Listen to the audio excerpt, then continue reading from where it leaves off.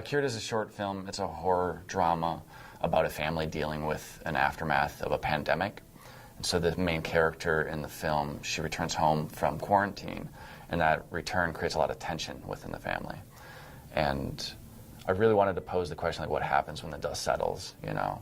When, I think we all have that question, like, what happens after an outbreak, when there's a cure? And can a family unite? Can they forgive and forget? You know, can the once infected live a normal life again? You know, and I want to see what that looks like.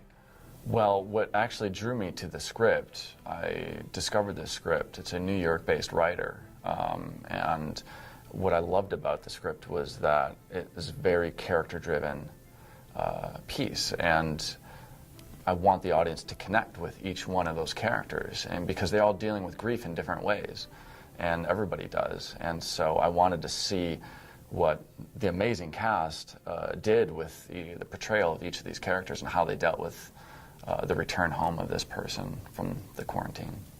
So my last film, Evergreen, actually premiered at the Twin Cities Film Festival 2 years ago.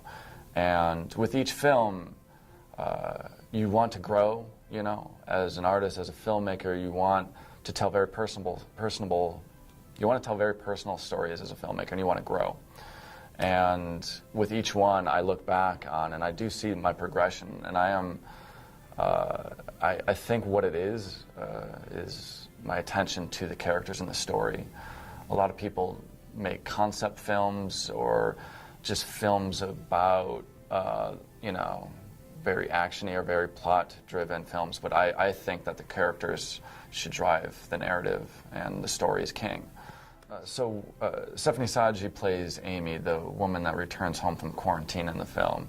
And it's a very demanding role because there's literally no dialogue for her basically in the entire film. All of her character development, she has to portray this character all internalized. And that's a challenge, I feel like, as an actor. And she just crushed it. I mean, I was in constant awe of how much she was able to just lose herself and just be in the moment.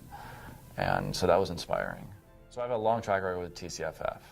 I've had a lot of projects premiere, and they always put a lot of attention to detail with the filmmakers, and they work with them, and they're very personable with them, and I think they really care about the filmmakers, and they do a great job of showcasing Minnesota talent, which is, I think, huge.